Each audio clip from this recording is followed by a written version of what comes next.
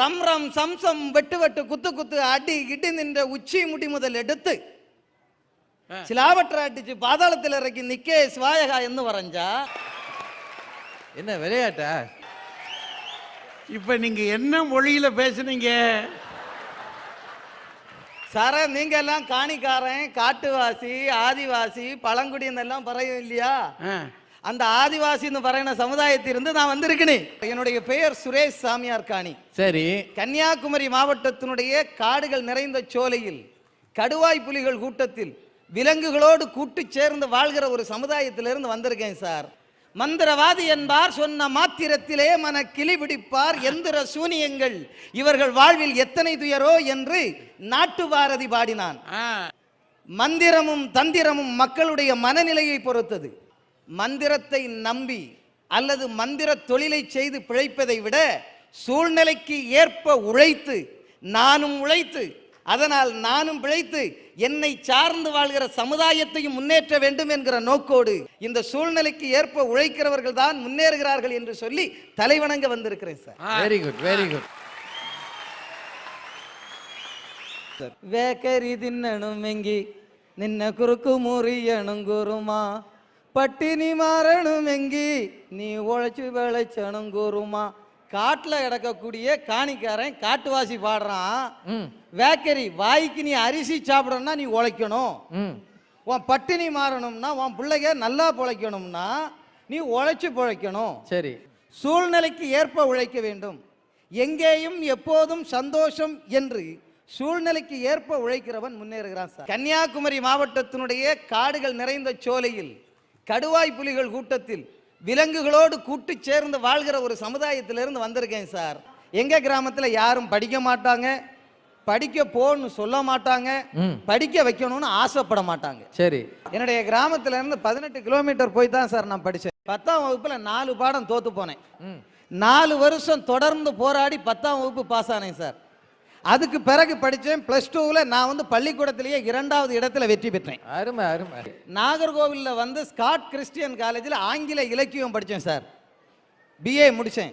என் சமுதாயத்தை திரும்பி பார்த்தேன், அவங்க அடிமைத்தனத்தில் இருக்கிறதுக்கு கல்வி குறைபாடு தான் காரணம் நான் புரிஞ்சுக்கிட்டேன். சரி. நான் வந்து தென்னிந்திய பழங்குடி மக்கள் மத்தியில் ஃபர்ஸ்ட் PhD ஹோல்டர். அருமை அருமை. ஆனால் நான் அரசு வேலையை நான் எதிர்பார்க்கல சார். Very good. அரசாங்கம் எனக்கு வேலை கொடுக்க வேண்டாம், என் சமுதாயத்திலே படித்து விட்டு வேலைக்காக காத்திருக்கிறார்களே அவர்களுக்கு வேலை தரட்டும். உங்கள் பிள்ளைகளுக்கு வேலை வாய்ப்பு வேண்டும், வேலை வாய்ப்பு வேண்டும், கல்விக்கான உதவி வேண்டும். இதையெல்லாம் வாங்கி தருவதற்காக முயற்சி செய்கிறேன். உங்களது முயற்சிகள் இறைவன் அருளால் வாய்க்கட்டும். ஐயா, ஈஜிப்டுக்கு போனா பிரமிடை பார்க்கலாம், சைனாவுக்கு போனா பெருஞ்சுவரை பார்க்கலாம், இட்டலிக்கு போனா பீசா கோபுரம் பார்க்கலாம், ரோம் போனா கொலாசியம் பார்க்கலாம். இதெல்லாம் உலக அதிசயம். ஐயா, என்ன திடீர்னு எந்திரிச்சிட்டீங்க? அவங்க என்ன சொல்லி முடிக்கல சாமி. முடிக்கப்படாதுன்னு தானே எந்திரிச்சிருக்கேன். அதாவது அந்த அக்கா ஒரு விஷயம் சொன்னாவ, அங்க போனா அதை பார்க்கலாம், அங்க போனா இதை பார்க்கலாம், எங்க போனா எதை பார்க்கலாம்னு எல்லாத்தையும் சொன்னாவ. ஆனா இந்தியாவில மட்டும்தான் ஸ்டவ் அடிக்கிறத பார்க்கலாம், அதை சொல்லல. அவ சொன்னதை திரும்ப சொல்லுங்க. அதெல்லாம் வேண்டாம், அவங்க சொல்லி முடிக்கட்டும். விட மாட்டேன், சொல்லுங்க. இது என்ன சின்ன பிள்ளைத்தனமா இருக்கு? அப்புறம் அழுதுருவேன். ஐயோ, எப்படி அம்மா சொல்லுங்க. சொல்லுங்கம்மா. ஈஜிப்டுக்கு போனா பிரமிடை பார்க்கலாம், உலக அதிசயம். சைனா போனா பெருஞ்சுவரை பார்க்கலாம், உலக அதிசயம். இட்டலி போனா பீசா கோபுரம் பார்க்கலாம், உலகத்துல அதிசயம். ரோம் போனா கொலாசியம் பார்க்கலாம். அதிசயம் அம்மா, அதிசயம். இந்தியாவுக்கு வந்தா கோவிலா இருக்கிற குடும்பங்களை பார்க்கலாம். உலக நாட்டெல்லாம் இது அதிசயம், இந்தியால மட்டும்தான் குடும்பம் கோயிலா இருக்குது அபூர்வமான அதிசயம். எங்க கோயிலா இருக்கு? ஒரு வீட்டுக்கு சென்சஸ் எடுக்க போனாங்க. எது எடுக்க? இந்த வாஷிங் மிஷின், மிக்ஸி, கிரைண்டர்லாம் என்னென்ன கம்பெனின்னு பாக்குறதுக்காக 2 பேர் போனாங்க. சரி. உங்க வீட்டுல வாஷிங் மிஷின் இருக்கா? இருக்கு. என்ன கம்பெனி? முத்தையா. முத்தையாவா? கிரைண்டர் இருக்கா? இருக்கு. என்ன கம்பெனி? முத்தையா. என்னையா புது கம்பெனியா இருக்கு? மிக்ஸி இருக்கா? இருக்கு. என்ன கம்பெனி? முத்தையா. ஏமா எங்க இருக்கு? அண்ணா ஈச்சர்ல படுத்து கிடக்கு பாருங்க.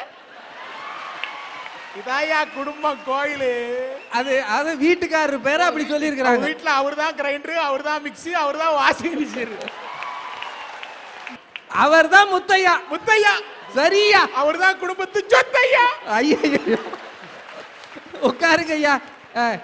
சாதாரணமாக இந்தியாவில் இருக்கக்கூடிய கோவில் போன்ற குடும்பங்கள் உலகத்திற்கு அதிசயம் என்று சொல்ல அருமை அருமை அருமை.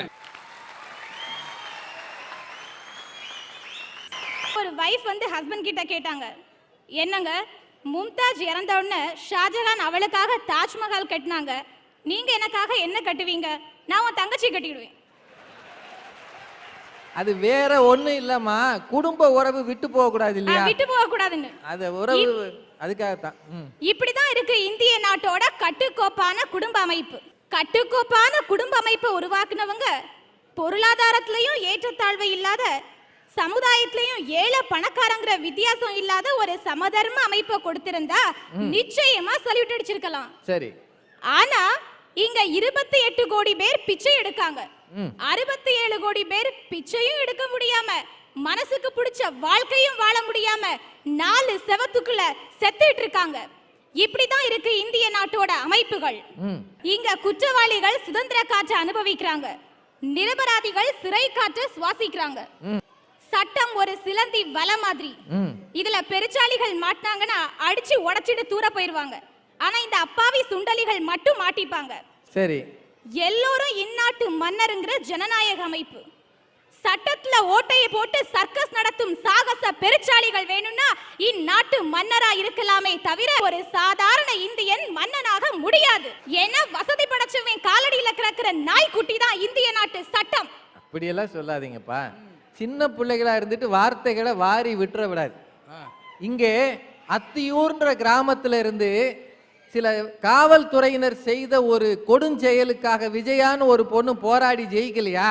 ஒரு மலைவாழ் பெண்ணு தன்னை கெடுத்தவர்களை எல்லாம் சட்டத்தின் முன்னால் கொண்டு வரலையா? அதுவும் இந்த நாட்டில் தான் நடந்தது. ஒரு சில பேர் வேணா அப்படி இருக்கலாம் சார். இங்க குற்றவாளிகள் சுதந்திர சட்டத்தை குறை சொல்லாதீங்க. நாம் சட்டத்தின் முன்னால் சிலவற்றை கொண்டு செல்லவில்லைன்னு சொல்லுங்க. 1993ல இங்க இந்து முஸ்லிம் கலவரத்துல ரத்த ஆறு ஓடுச்சு. அங்க எங்க போச்சு வேற்றுமையில ஒற்றுமை காண்றவங்க தேச பிணைப்பு? இன்னைக்கு கூட எந்த ட்ரெயின்ல எப்ப குண்டு வெடிக்கும்னு யாருக்கும் தெரியாது. காமராஜர் பீரியட்ல முதுகுளத்தூர் ஒரு ஊர்ல ஜாதி கலவரம் நடந்தது. அதுல எத்தனை ரத்த ஆறு ஓடுச்சு தெரியுமா? சரித்திரத்தை புரட்டி பாருங்க சார், தெரியும்.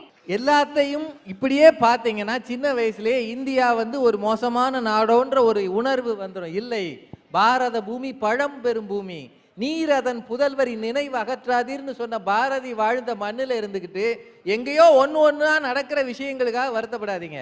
தப்பு சொல்லணுங்கிறதுக்காக சொல்லல, மத்த யாரும் இந்திய நாட்டை தப்பா சொல்லிட கூடாதுனாலதான் நான் இப்படி பேசுறேனே தவிர மத்தபடி இந்திய நாட்டுக்கும் எனக்கும் எந்த ஒரு தனிப்பட்ட இதுவும் கிடையாது. எனக்கு 18 வயசு வந்தா என்ன பண்ணுவான்? என்ன பண்ணுவான்? காதல் இவங்கெல்லாம் பிள்ளைங்கெல்லாம் பேசிங்களே, காதல் பண்ணுவான், அது பண்ணுவான், இது பண்ணுவான். அரசாங்கம் என்ன தெரியுமா தருது? 18 வயசானா ஓட்டுரிமை கொடுக்குது சார். உன் முதலமைச்சரை, உன் பிரைம் மினிஸ்டரை, உன்னை ஆளப்பொறியில் நீயே தேர்ந்தெடுத்துக்கொள். இன்னும் பல நாட்டில் பெண்களுக்கு ஓட்டுரிமையே இல்லைன்றாங்க. நம்ம ஜனநாயக சட்டம் அற்புதமாக நம்மளுக்கு அந்த உரிமையை கொடுத்துருக்கு. புரியுதுங்களா? ரைட் டு இன்ஃபர்மேஷன் ஆக்ட் அப்படின்னு ஒரு புதுசாக போட்டுருக்காங்க, தகவல் அறியும் சட்டம். ஒரு சாதாரண குடிமகனுக்கு ஒரு விஷயம் தெரியணும், என்ன நடக்குதுன்னு தெரியணும். ஒரு வெள்ளை பேப்பரில் எழுதி போட்டான்னா அந்த அரசு ஊழியரோ இல்லை அது சம்மந்தப்பட்டவங்களோ அந்த இன்ஃபர்மேஷனை அவங்களுக்கு தந்தாகணும். அது தர்றது நம்ம ஜனநாயக நாடு தான். இன்னும் 10-15 வருஷத்துக்குள்ள 2 நாடு வல்லரசு ஆகிடும்னு சொல்கிறாங்க. உலக அளவில் பேசிகிட்டு இருக்காங்க. ஒன்று சைனா, இன்னொன்று இந்தியா. நோபல் பரிசு பெற்ற ஒரு பொருளாதார மாதிரி அமெரிக்காவில் இருக்காரு. சைனா தான் முதல் முன்னேறும், ஆனால் இந்தியா ஓவர்டேக் பண்ணிடும்ன்றார். ஏன் அப்படின்னா அவர் சொன்ன ஒரே காரணம், இந்திய ஜனநாயக நாடு, அதனால அவர் ஸ்பீடா முன்னேறதுக்கான வாய்ப்புகள் அதிகமா இருக்கு. ஆக ஜனநாயகம் நன்றாக இருக்கிற இந்தியாவுக்கு சல்யூட் அடிக்கிறீங்க. கண்டிப்பா சார். நம்ம நாட்டுல 7 முக்கியமான மதங்கள் இருக்கு. இந்து மதம், இஸ்லாமிய மதம், கிறிஸ்தவ மதம், ஜெயின மதம், புத்த மதம், சீக்கிய மதம், வேற பாசிகளோட ஜொராஸ்ட்ரியன் மதம். 7000க்கு மேல ஜாதி இருக்கு. அதுல சப்காஸ்ட் கூட இருக்கு. 30 முக்கியமான மொழி இருக்கு. 30 மாநிலம், 7 யூனியன் பிரதேசம். இதெல்லாம் சேர்த்து பாருங்க சார். இதுதான் சார் இந்தியா. நான் இந்த வேற்றுமையில் ஒற்றுமைக்கு தான் சல்யூட் அடிக்க வந்திருக்கேன். இத்தனை மொழி, இத்தனை பிரிவுகள், இவ்வளவு பெரிய நாடு, ஆனாலும் ஒற்றுமையாக இருக்கிறது என்றால் அதற்காக சல்யூட் அடிக்கணும்னு சிவபாக்கியம் அடிங்கம்மா சல்யூட்டு. பேரறிஞர் அண்ணா சொல்றாரு, இலங்கை கடல்ல ஏன் உப்பு சத்து அதிகமா இருக்கு தெரியுமா? எங்களுடைய ஈழத் தமிழர்கள் உழைப்பில் சிந்திய வியர்வையால் உப்பு சத்து அதிகமா இருக்குன்னு சொன்னாரு. உலகத்துல எந்த இடத்துல போனாலும் ஒரு தீவை கூட விடாம இந்தியன் இருக்கானா அவன் உழைப்புக்கு மரியாதை தானே. கல்ஃப்ல எல்லாம் பார்த்தீங்கன்னா 50 டிகிரி வெயிலையும் உயரமா சாரங்கட்டி நம்மால் வேலை பார்த்துட்டு இருப்பான். 50 டிகிரி வெளியில சுட்டரிக்கிற வெயில் மயங்கி பொத்து பொத்துன்னு விழுகிறவங்களாம் நான் பார்த்துருக்கிறேன். ஆனாலும் அங்கே இருந்து கொண்டு தன் குடும்பத்தை எண்ணி கொஞ்சமும் சலித்து கொள்ளாமல் உழைக்கிற உழைப்பு இந்தியர்களின் உழைப்பு. நாம அங்கு போய் வேலை பார்த்தது போய் இங்க அவங்க வந்துட்டாங்க. பன்னாட்டு முதலீடுகள் எல்லாம் இந்தியாவில் பெருகி இருக்கிறது காரணம் என்ன நினைக்கிறீங்க? நம்ம கிட்ட மூளை இருக்கு, உடல் உழைப்பு இருக்கு, தொழில் திறமை இருக்கு, எல்லாமே இருக்கு. அதனாலதான் பில்கேட்ஸ் இன்னைக்கு கும்மிடி பூண்டி வரைக்கும் போறதுக்கு தயாரா இருக்காருன்னா நம்மளுடைய தொழில்நுட்ப அறிவு. அதுக்கு இன்னொரு காரணம், இப்ப இருக்கிற நம்முடைய அமைச்சர்கள் பில்கேட்ஸ் மாதிரி ஆட்களை நம்ம ஊர் வரைக்கும் கூட்டிட்டு வராங்க. சாதாரண பேப்பர்ல கார்பனை வச்சு அம்மான்னு எழுதுனா அம்மான்னு வரும், அண்ணன்னு எழுதுனா அண்ணன்னு வரும், உழைப்புன்னு எழுதினா இந்தியன்னு வரும். அந்த இந்திய உழைப்புக்கு தான் சார் என்னோட முதல் சல்யூட். நம்ம எதை எடுத்தாலும் நம்ம இந்தியாவை குற்றம் சொல்லணும்னா யூஎஸ் அமெரிக்காங்கிறோம். அதே இதை நான் சொல்ல வரேன் சார். அமெரிக்காவில் கத்ரீனான்னு ஒரு பெரிய புயல் வந்துச்சு. அந்த புயல் வர்ற நேரத்தில் என்ன தெரியுமா ஆச்சு? இந்த வெள்ளையர்கள் எல்லாம் கார் ஓட்டிட்டு போகும்போது அங்கே கருப்பர்கள் வந்து லிஃப்ட் கேட்டாங்க, எங்களுக்கும் போகணும், எங்களுக்கும் ஓடணும்னு சொல்லி. ஆனால் ஓடி போகும்போது இவங்க லிஃப்ட் கொடுக்கல. ஏன் தெரியுமா? அப்போ கூட அவங்க ரேசிசம் பார்த்தாங்க சார். எவ்வளவு 2 தான், கருப்பு வெள்ளை, அதுலேயும் அவங்க ரேசிசம் பார்த்தாங்க. ஆனால் நம்மளை பாருங்க சார், பாம்பேல ஒரு பெரிய மழை உளுந்து ஆஃபீஸ்க்கு போனவங்க வீட்டுக்கு திரும்பி வர முடியாது, காலேஜுக்கு போனவங்க திரும்பி வர முடியாது, ட்ரெயின் கிடையாது, பஸ் கிடையாது. சின்ன பிள்ளைகள் ஜாதி மதம் எதுவும் பார்க்காம போய் ஹெல்ப் பண்ணாங்க சார். அதில் தெரியுதுல சார் நம்ம வேற்றுமையில் ஒற்றுமை. அப்புறம் பார்த்தீங்கன்னா நம்ம நாட்டில் நிறைய செப்பரேட்டிஸ்ட் மூமெண்ட்ஸ்னு வந்துச்சு. கலிஸ்தான் மூமெண்ட், தெலுங்கானா மூமெண்ட் அப்படின்னு வந்துச்சு. கலிஸ்தான் மூமெண்ட்டா எங்க பஞ்சாப்ல வந்துச்சு. ஆனா எந்த மூமெண்ட்டும் சக்சீட் ஆகல. ஏன் தெரியுமா சார்? ஏன் தெரியுமா? அந்த மாநிலத்தில் உள்ள மக்கள் அதை சப்போர்ட்டே பண்ணல. நம்ம நாட்டுக்குள்ள பிரதம மந்திரி யார் சார்? மன்மோகன் சிங். நம்ம அதுக்கொண்டு அந்த கலிஸ்தான் மூவ்மெண்ட் பண்ணாங்கன்னு சொல்லி நம்ம அவங்கள தள்ளி வச்சிட்டோமா? இல்லையே சார். சின்ன மைனாரிட்டிஸை கூட நம்ம எவ்வளோ ரெஸ்பெக்ட் பண்ணுறோம். நம்மகிட்ட வந்து 2 விஷயம் இருக்குது சார் நம்ம நாட்டு மக்கள்கிட்ட. ஒன்று வந்து டாலரன்ஸ்ன்னு சொல்கிறோம்ல, சகிப்புத்தன்மை. அதுக்கு அடுத்தாப்புல நம்மகிட்ட விட்டு கொடுக்குற மனப்பான்மை உண்டு, காம்ப்ரமைசிங் மென்டாலிட்டி. நம்ம அது 2 இருக்கனால தான் சார் நம்ம இன்னும் ஒரே இந்தியாவாக இருக்கும். நான் கடைசியில் சொல்லி முடிக்கிறதுன்னு விரும்புகிறது என்ன தெரியுமா? we don't salute when something is good, we salute when something is great. தமிழ்நாட்டு கிராமங்களை இங்கேயே கொண்டு வந்து மிக உற்சாகமாக இந்த நிகழ்ச்சி நடைபெறுவதற்கு நீங்கள் கை கொடுத்திருக்கிறீர்கள், முன்னின்றிருக்கிறீர்கள். அதனால உங்களுக்கு முதலில் என்னுடைய நன்றி கலந்த வணக்கம். இந்தியாவிலே 54,000 கோடி ரூபாய் வரி சம்பாதித்து கொடுக்கிற நகரம் மும்பை என்று சொன்னார். இந்தியாவிலேயே 60% வருமான வரி, 30% வரி என்று இந்தியாவிலேயே அதிகமாக கட்டுகிற தேசம், நாடு இது என்று சொன்னார், மும்பை என்று சொன்னார். பெரியோர்களே, இங்கே உழைக்கிறவர்கள் பெருமைப்படுகிறார்கள்.